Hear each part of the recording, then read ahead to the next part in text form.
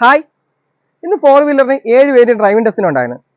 അതിൽ 6 പേര് പാസ്സായി, ഒരാൾ ഫെയിലായി. ഫെയിലായ ആളാണെങ്കിൽ ഒരുപാട് സങ്കടമുണ്ട്. എന്താണ് ഫെയിലാകാനുള്ള കാരണം എന്ന് അയാൾക്ക് ഇപ്പോഴും അറിയത്തില്ല എന്താണെന്നുള്ളത്. അപ്പൊ ഈ 6 പേരെക്കാട്ടി നന്നായിട്ട് ഓടിച്ച്.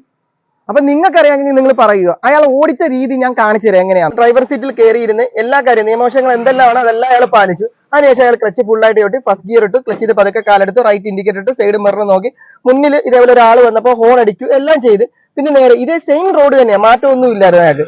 ആക്സിലേറ്റർ കൊടുത്തു, വണ്ടിയുടെ വേഗത സെക്കൻഡ് ഗിയറിന്റെ വേഗതയാക്കിയപ്പോൾ ആക്സിലേറ്റർ കാല് മാറ്റി, ന്യൂട്രൽ സെക്കൻഡ്, ഈ രണ്ടാമത്തെ ഗിയർ അയാൾ കറക്റ്റ് ആയിട്ട് വണ്ടി ജെർക്കിങ് ഒന്നും സംഭവിച്ചിട്ടില്ല.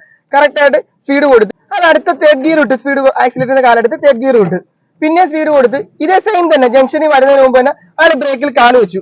മൂന്നാമത്തെ ഗിയറിൽ തന്നെയാണ് ബ്രേക്കിൽ കാല് വെച്ച് റൈറ്റ് സൈഡ് മിററും നോക്കി അയാൾ. അതിനുശേഷം ലെഫ്റ്റിലോട്ടാണ് സാറ് പറഞ്ഞത്, ലെഫ്റ്റിലോട്ട് അപ്പൊ ഇയാളെ ഇൻഡിക്കേറ്റർ ഇട്ട് ക്ലച്ച് ഫുള്ള് ചോട്ടി സെക്കൻഡ് ഗിയറും ഇട്ട്